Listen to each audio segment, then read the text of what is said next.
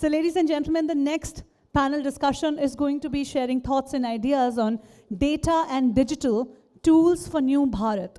Let's get the talk starting, and I would request Shraddha to please get the ball rolling. Thank you. Thank you so much. Hi guys. So it's a very interesting session today, right? Because if you look at India, India is divided into various states, and the state population is as good as, let's say, Maharashtra is equivalent to Mexico, Tamil Nadu is equivalent to Turkey, Gujarat is equivalent to Italy, right? And if you are one of those brand heads or marketing heads who are making various plans for various countries, imagine how many countries are you going to make a plan for just this India. In fact, to be very honest, we all know that the food in India changes every 10 kilometers. Not just the food, the temperature also. I'm feeling very cold. Delhi, I was in Bombay on Monday, Tuesday, and there's genuinely no thandi there.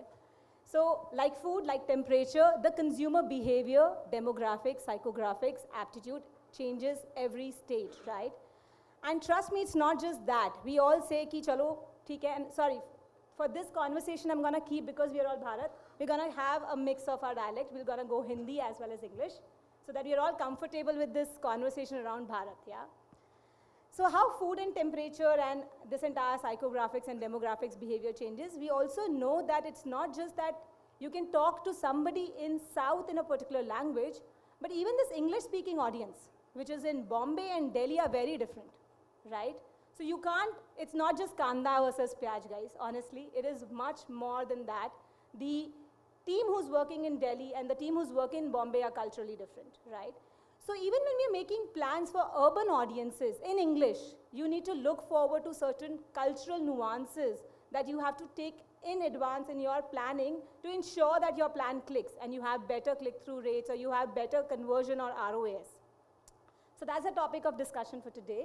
I'll quickly request all my panelists to introduce themselves, and then we move on to our first question. Hi everyone, I am Varun Khurana. I'm the founder and CEO of OTP. We are a fruits and vegetables app-based service for consumers where we move fresh produce from farm to home in as little as 12 hours. Hi, I'm Alok, co-founder and CEO of Ixigo. We're a travel app. 90% of our users are in Bharat or tier 2, 3 towns. So would love to talk more about it as we speak. Thanks. Hi everyone, my name is Ameya. I'm the CEO for 9 Hygiene Private Limited. We are an FMCG company in personal care, managing products for menstrual hygiene and baby diapers, and very much tuned to the different Bharats we have across across the country, and always trying to focus on what we can give or what we can generate in terms of both content as well as products for the many needs we have here. Thank you. Hi everyone, my name is Siddharth Kedia. I'm the Group CEO of Nodwin Gaming. We are an esports company. We are South Asia's #1, global #3. We have presence in India, Pakistan, Bangladesh, Nepal, Middle East, and Africa. And you'll get to hear more about what we do during the session. Good afternoon, everyone. My name is Mugdh Rajit. I head marketing for Lava International. We are into selling mobile phones, which is smartphones, feature phones, and mobile accessories. And we have been into this business for almost 13 years now. We have global presence, I would say, in most of the developing countries. And are stronger, as the title says, Bharat which is a strong belt for us, and we have been doing very well there. Thank you. Hi everyone, my name is Amit Gupta. I am a chartered accountant and running a SAG Infotech company.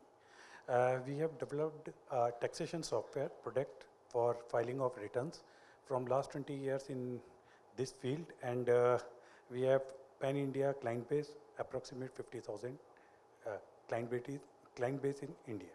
Thank you. Awesome. So and I'm Shraddha. I am the CEO and co-founder for Grapes. We are a digital-first advertising agency. I'll try and keep the conversation non-digital as well. So let's start, guys. We understood that, yes, we are talking about Bharat. We're not talking about just India. But still, today, we are doing a lot of campaigns only in English or maybe dubbed in various languages, right? Help me understand, why do you think this importance and significance of Bharat now coming up so much? Sure. Thank you, Shraddha. So See, I think obviously as we, all of us as we market products to, different consumers, we all know that there are different things that, appeal to a different consumer set. In our business, because we specialize in perishables, so along with fruits and vegetables, we do other perishable items as well, like dairy products, idli dosa batter, etc. Now, so if you ask me, if seeing what a consumer orders, gives us a lot of data with respect to what kind of a consumer he or she might be. तो अगर idli dosa batter ज़्यादा है तो there is a good chance कि the consumer is a South Indian. On the other hand, जैसे as we serve NCR, so we move about 120 tons in NCR, and then we move about another 20 tons of produce daily to consumers from farm to home, 20 tons in Mumbai. तो जैसे other interesting things that you see, जैसे the CR Park community VC की वहाँ पे जो buying pattern है ना, you'll see कि as a bigger Bengali community there, you'll see कि आपको वहाँ कद्दू और उसका usage काफ़ी ज़्यादा दिखता है. तो coming to the point that this data is actually more micro than you think. Even in Gurgaon, so for example, you'll find कि at one place there's a high rise society, the most affluent people staying, and then उससे कुछ metre आगे ही you'll find the village areas. So and वहाँ पे भी आप देखोगे, so you'll see कि they'll have different appetites for what they consume, how much they are going to pay, and so on and so forth. So I think given the diversity and given how micro it can get, this information is very, very valuable. And as a marketer, matlab, you want to optimize your dollar or You must be rupee. changing your app as respect to this Yeah. region you are looking to. Very micro. It gets very, very micro. Very interesting. Yeah, I mean, for Ixigo, our core business strategy has been about targeting the next billion users. I think we started our company in an environment where most of the OTAs were going after the Western template of building for flights and hotels. But when we looked at the data, we saw that only 400,000 people take a flight every day, but 24 million people take a train every day, right? And most of those are from smaller towns. And there was no app that was solving for that, right? So back in the days in 2012, 13, we actually built a train utility app, which became a train transactional app. We are now the largest OTA app for trains in the country. We are the 8th most downloaded travel app in the world and the most downloaded travel app in India, all because of Bharat, right? So it was a core business decision taken many years ago where most people would have said there's no ARPU in this business, there's only MAUs. But we have gotten into that business, gotten the MAUs first, built the ARPUs, and now built revenues and profits, right? So I think the most important insight we have is that you need to think fundamentally differently about the products for those consumers, right? It all starts from you can market, yes, that comes later, how you market to them, but your product offering needs to change. It cannot be the same product offering that works in tier 1 towns. And that's the fundamental, I think, mistake a lot of entrepreneurs make, that you can just launch the same product and get away with it. No, you can't, right? Because even if you look at FMCG, right, if they did not launch the sachet size, products there, I don't think they would have cracked that market. And you got to think in your vertical, what does that mean? And for us, it was really a small app that works fast, that works better for trains, buses, and other use cases that those tier 2 people have, and then localize it in 8 regional languages and a lot more. But a lot of it had to do with being simple to use, because we are very used to technology and we build complex things and we expect everything to figure out how it works.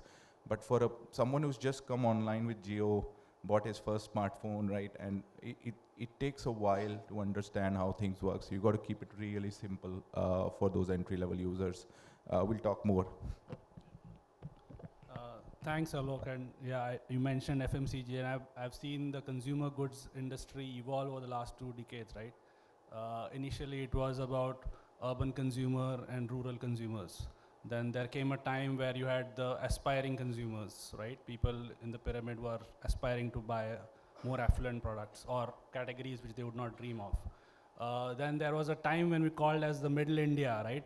And what really disrupted at that point in time was the adoption of digital and the accessibility which distribution including e-commerce, gave to consumer goods companies. So a person living in a small town, Uttar Pradesh, right, would have access to information, would have access to products, and therefore would want the best once affluence kicks in. And as consumer goods marketeer, we realize that one product will not solve the problem, right? And therefore you need to be cognizant of what are the needs at even a micro level. And you see that, Nine as a brand, right, evolved over the last 4 years. And why? Because the vernacular, the many Bharats in India are looking for high quality products. They don't want to compromise on quality, right? They want the best in class products because they are aware of what is out there. And you know why that's happened? Because of the mobile and the internet. So clearly, high quality stuff at a pricing which they know they are willing to pay. Somebody talked about sachets. That's a great way to give the portion which they want. So Nine actually was able to bring in that high quality products in the menstrual hygiene space, in the diaper space, to the many Bharats, right? And that's why the business for us took off really in the last 4 years. So one of the things which I noticed in the new Bharat, right, is the pride of Indian-made products. And the two gentlemen sitting here, including Shraddha, right, they're all Indian companies, right? And you see that across the country. In the old days, 20 years ago, you wanted international products. But now, I think, as a society, we are proud of what we make here, right? And we ensure that we get the right, we demand the best quality, which entrepreneurs and businesses here can give, because technology is available. So I think that's one trend which I see changing dramatically over the last 20 years. And one of the reasons why, as a business, you need to be cognizant of the many Bharats in one Bharat. And there'll be a time, right? And you can see that, apps like Swiggy and Amazon have picked that up. There'll be a huge degree of personalization, right? What I see will be different than what he sees or what she sees. And that's because of the so much access to data which is there right now, and tech which is enabling all of it. So, segmentation, yes, but more and more we are moving micro, as one of my panelists said, and we are moving towards personalization. So that's a big trend which we are looking at. Yeah. Thank you. So, let's take a step back, look at the bigger picture. For me, the journey of data started years back, and the first thing that data does is dispels perception. When you talk of eating habits, and the general perception of India is a vegetarian country, not true. Let's talk of two specific states. You think of Punjab, everyone thinks of cooker. They are eating, they are eating chicken, they are drinking. 2/3 of Punjab is vegetarian. When you think of Tamil Nadu, the only thing that one, especially in the north, the only thing one thinks of is idli dosa. 97% of Tamil Nadu eats non-vegetarian. That's their preference, right? So that's one how data dispels the truth. When you talk of Bharat, I'll give you two examples of the two industries that I come from. If you look at the OTT industry in general, or the entertainment industry in general, YouTube is what YouTube is today because of the regional consumption of content on it, not because of English consumption of content on it. English consumption of content is less than 8% on YouTube. It's predominantly the vernacular languages. Hindi is a big part, predominantly vernacular languages. TikTok, or short form content, right? TikTok was built on vernacular content. TikTok was not built on English. It's the banning of TikTok that has given the place of pride to Instagram. Instagram didn't exist. Reels didn't exist on Instagram till TikTok introduced the concept of Reels to Instagram. So it's the regional that has ruled it. Even in our world, right? When we started esports, I remember in those days, it started with PC esports. Lingua franca of PC esports was English.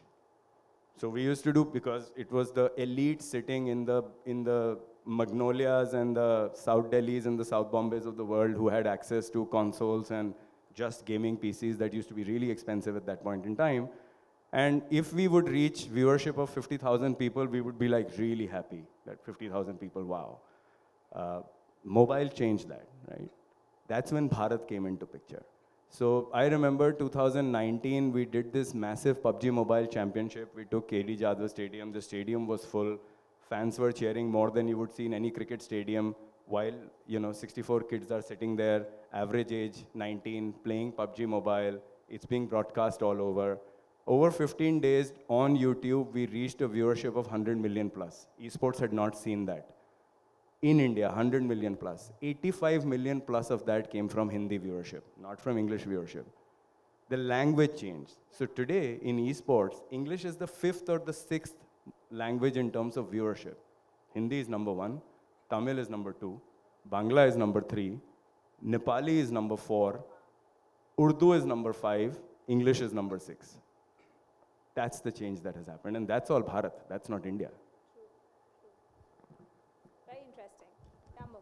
I could see you nodding when he said made in India. And Mum was like, yeah, here I am. I know, he made a very, very interesting point. When we talk of diversity within India, we generally talk of culture, food, or language, right? And one is the perception, right? Which is what he said. There's a difference between perception versus data. And data can actually really open your mind there. But if you look at beyond food, culture, and language, there is the further diversification in all aspects. For example, look at the literacy rate. Kerala is 90 plus, and you'll have Bihar at around 60 odd. You can look at per capita GDP. Bihar again around $2,000 per capita GDP, and if you look at Goa, they are at 20,000 plus. You can look at internet penetration. That there's states with 60 plus, 70 plus, and then there's something again like Bihar, which is at 20 odd.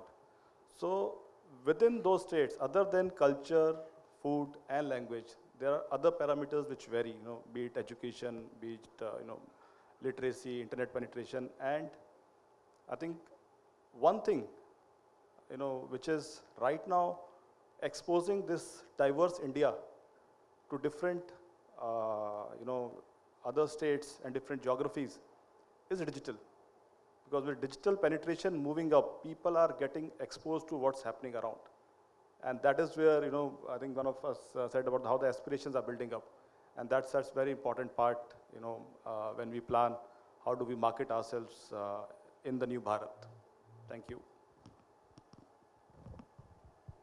I think data and technology is very important for new Bharat. क्योंकि भारत के अंदर जो data है, population बहुत है, तो data को gather करके जो एआई के साथ में उसके साथ काम किया जा सकता है, वो बहुत ज़्यादा इम्पॉर्टेंट है.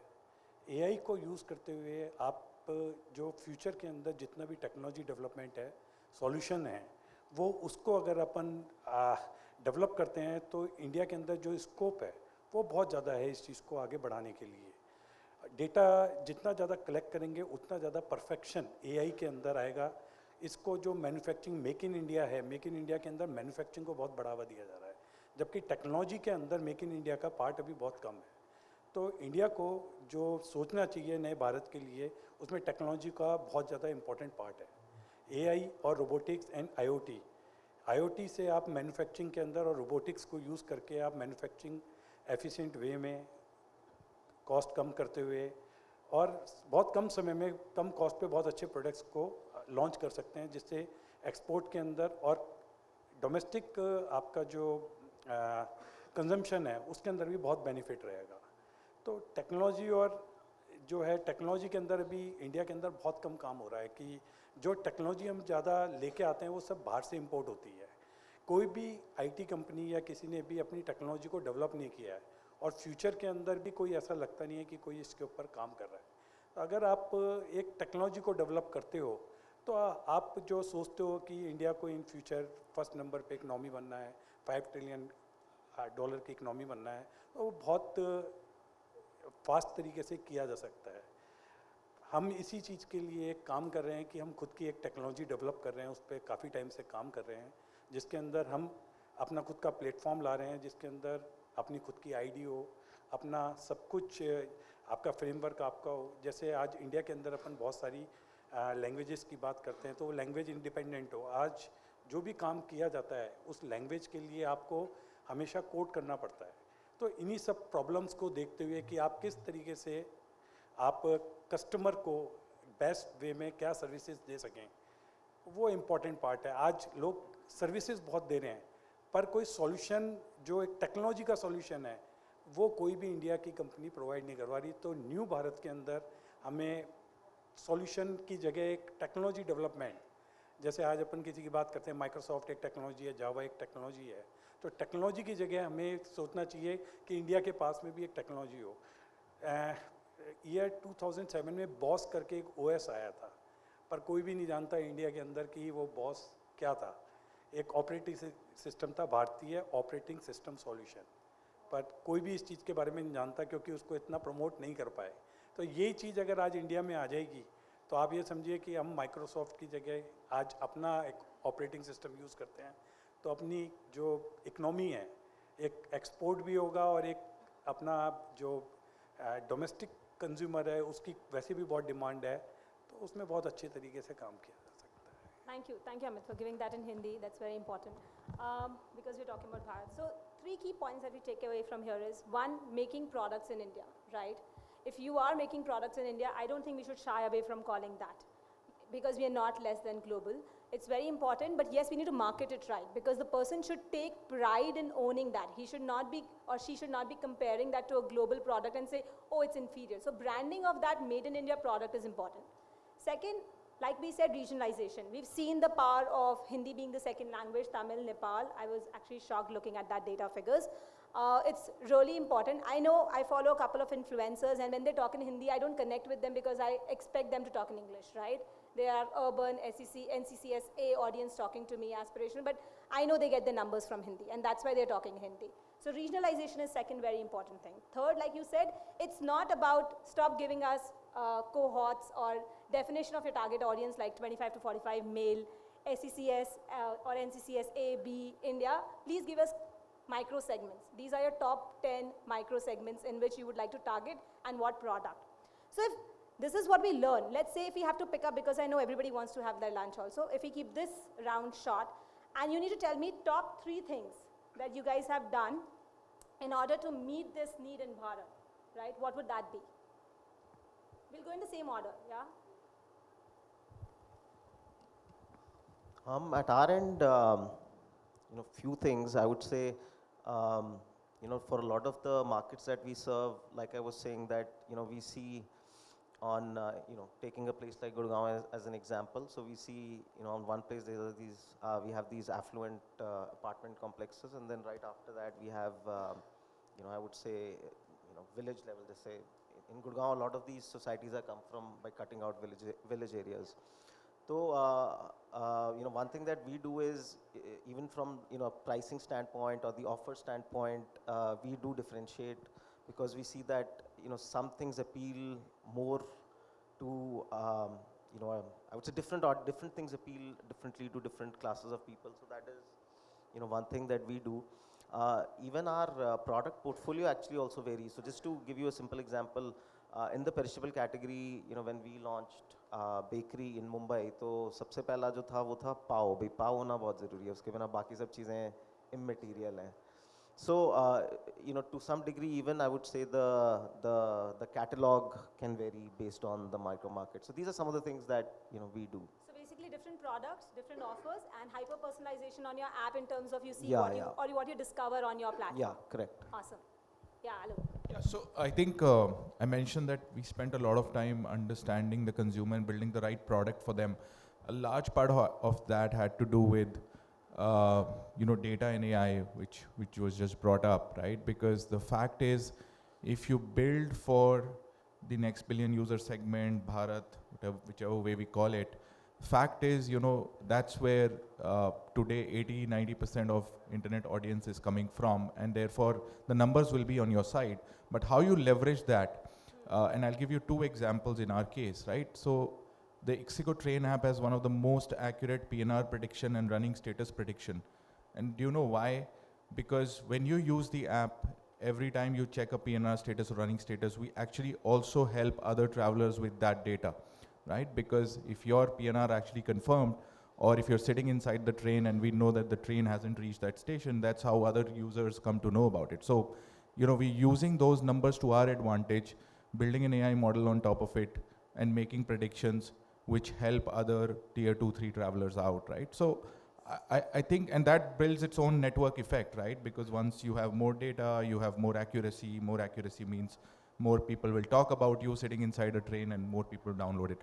Now, the second thing we did is in terms of marketing, we realized very early, probably about a decade back, that video content consumption on internet will rise, and we need to do in-house video content production and marketing. We set up our own in-house video studio 7-8 years ago, and you know, you must have seen during COVID, and even a lot of our videos end up going viral. And the only reason we do that is, like, basically the content is snackable, short, and does not really have, you know, it's basically demographic agnostic in a way, right? Because it just appeals to raw human emotions, right? So it could be informative, it could be funny, it could be creative, you know, like recently we had a lot of airline etiquette issues. So we had a video which was teaching people airline etiquettes. We had the Bali hotel incident. We had a video teaching people what you can take in a legitimate manner from hotels. I think all Indians would have seen these videos by now. We spent literally zero to market them, right? It was all word of mouth, viral, WhatsApp to WhatsApp, right? Now you create snack-worthy content like that, and most of those can be watched on mute and you would still get what we are saying, right? I mean, these are not about language, etc. Because unless you have the, because it's very expensive to do it in 20 languages at the same time. If you don't have those kind of budgets, which we never did, we were one of the least funded OTAs in the space, and we learned how to do things the hard way, which is by not spending money. And we said, build something which somebody sitting in a small village in Bihar or Kerala will appreciate equally, right? It's a hard problem to solve, but in your domain, you can figure out how to do that. The right content for that will help you market better. In the interest of time, because we're keeping you from lunch, I'll move. Yeah, so I think for us, actually, the journey started with the offline world and how we use digital to bring back insights, right? We are an FMCG company, so we launched in the mid-tier towns, right? Saying that this is the towns, these are people who will accept us better. And we did get good acceptance. But we had a fantastic way of tracking our sales, right, in these smaller towns, what we call as a sub-stockist network, or the smaller towns, right? And that gave us fantastic insights into what kind of products are being adopted, right, by consumers in these smaller towns. And we realized that, hey, look, they want as good quality as somebody in, say, a South Bombay or a Gurgaon would want, right? So they wouldn't want to compromise on quality. And there's growing affluence. So clearly there is a need for high quality products, which they're willing to pay a bit for, right? And quickly we were able to churn out a full portfolio of sanitary napkin products, right? We are the only company who has the full portfolio of napkins, right? P&G has some parts where it's strong, J&J has some parts where it's strong. While they are the largest players, they don't have the full portfolio, right? And this came because we were able to mine the data, understand what the customers are asking for, and bring it out in record time, right? Thanks to some of the technology which we had adopted early on. The second thing which we did, right, was the whole talk about menstrual hygiene in the days or even now is restricted into the women's space. And we really wanted to change that. And because a lot of the myths and taboos associated with all this, with this kind of category, is because of the ignorance of men around this particular category. So we wanted to change that, and that's where the whole Let's Talk Periods campaign came into being, right? Which was a disruptor. Again, we used digital. We didn't have the big budgets, right? So we went digital first, and we were able to get high decibel of awareness, right? Hey, look, what is this brand talking about? And we did it for the mass or the Hindi-speaking audience, right? So these are some of the things which we did differently than what we would have traditionally as marketeers done, right? Go and define a market, then do the targeting, and then do the positioning. So this was, in a way, micro up, right? And changing our marketing mix on the fly.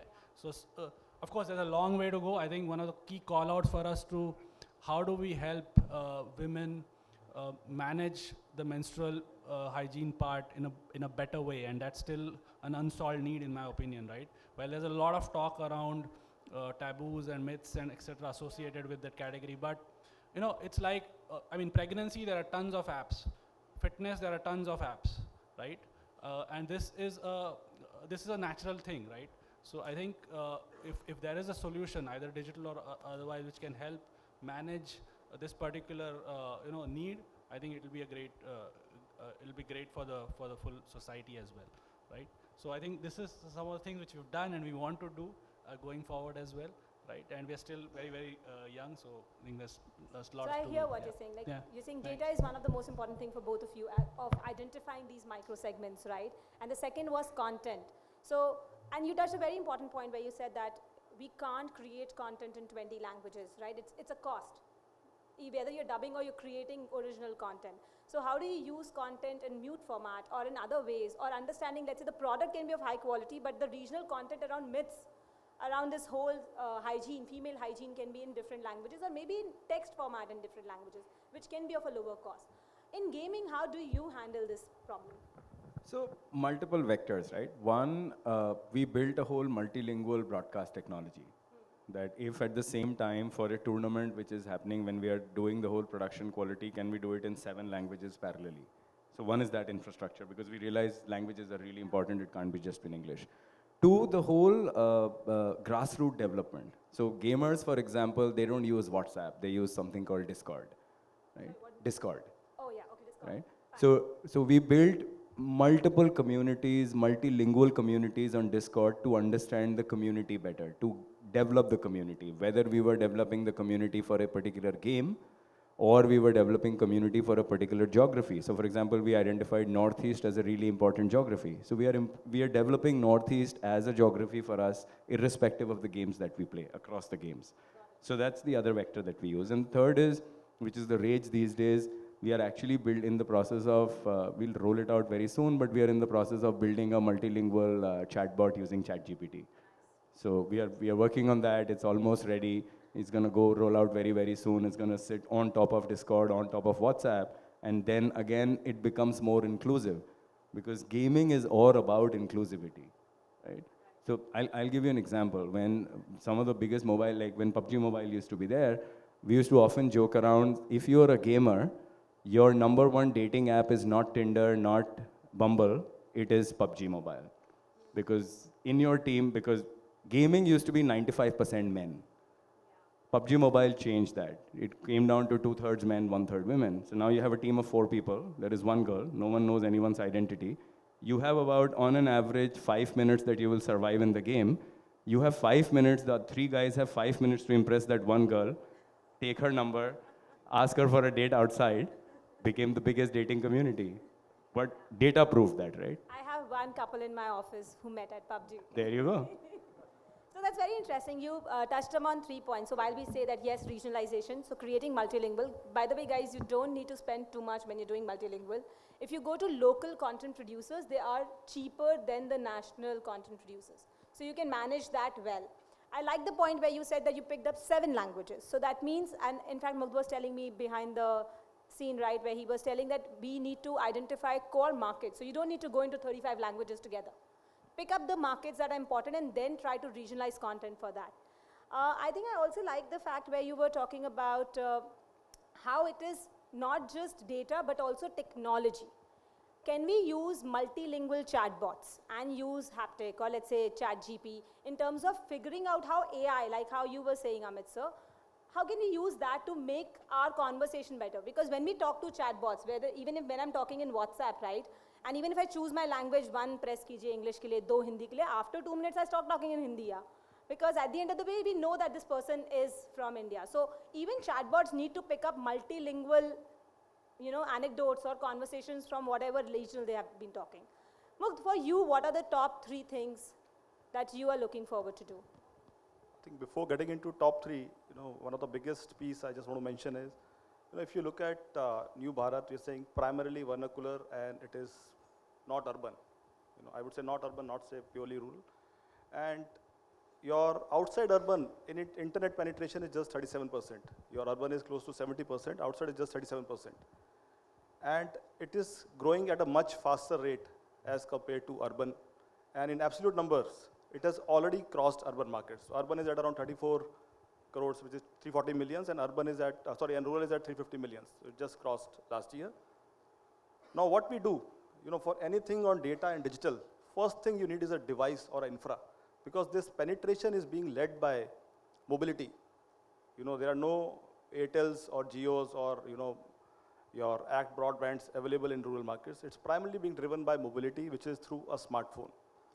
So we are, I would say, enabling the Bharat for this digital revolution by giving them smartphones which are affordable and also available, where the Bharat is. So that's the first piece. Now coming to what we do, top three things. First one is the product. So on the product side, smartphones, again, as I said, there are a lot of possibilities of customization, languages and everything. But what we have done is, even at a feature phone level, we give feature phones in 8 different languages. So you can configure your language in a phone. You can, also, as I speak, we're just launching another phone which can talk vernacular language. So if I'm selecting Shraddha, it will speak Shraddha. Because reading and writing is an issue. Text is an issue when it comes to the rural area. So it talks. So I think voice is one part which we're working on. Second, we work at a regional influencers level to actually reach out to these customers. And obviously, third part, I would say content is one piece which I think most of us started with. But those are the top things that we do when it comes to the new Bharat. Thank you. Amit, what are you doing in terms of trying, like you said, you're talking about technology. Could we create new OS? Could we create new tech that can be given? So at product level, what do you think are the top 3 things or top 2 things that will help us in terms of making this more picked up by the Bharat? Research and development, automation, and skill. Because research and development में बहुत कम जो खर्चा है India के अंदर बहुत कम है, इसी कारण से जो चीज़ें डेवलप हो रही हैं चाहे किसी भी एरिया में वो बहुत कम है. इधर यंग जनरेशन बहुत है पर स्किल जो है वो अगेन एक बहुत बड़ी प्रॉब्लम है.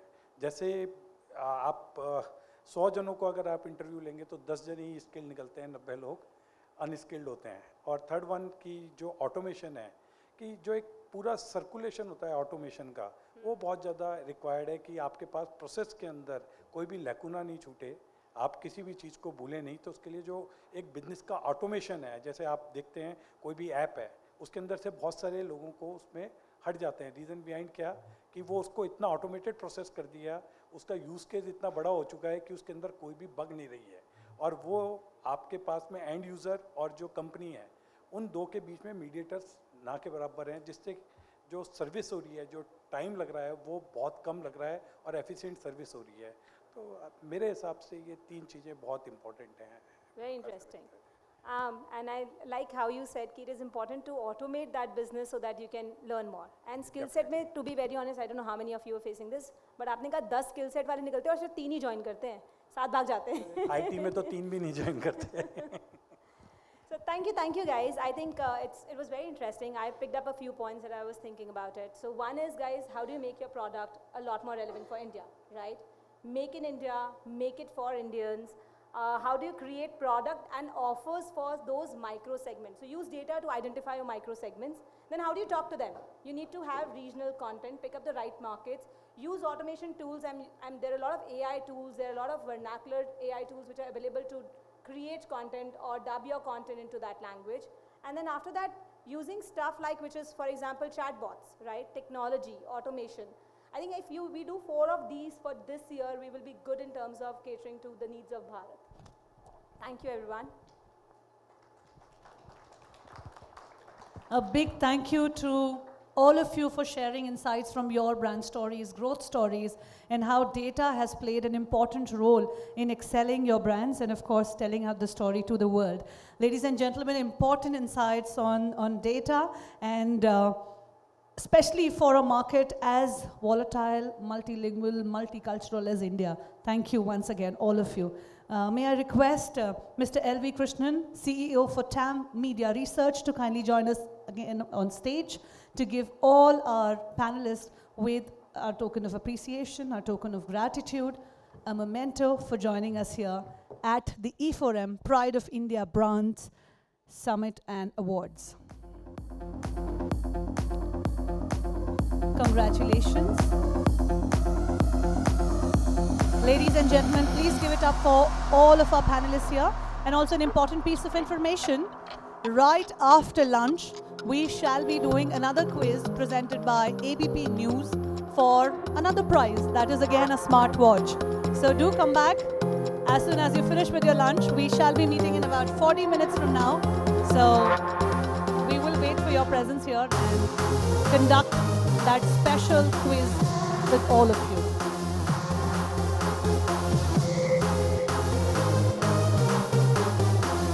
Congratulations to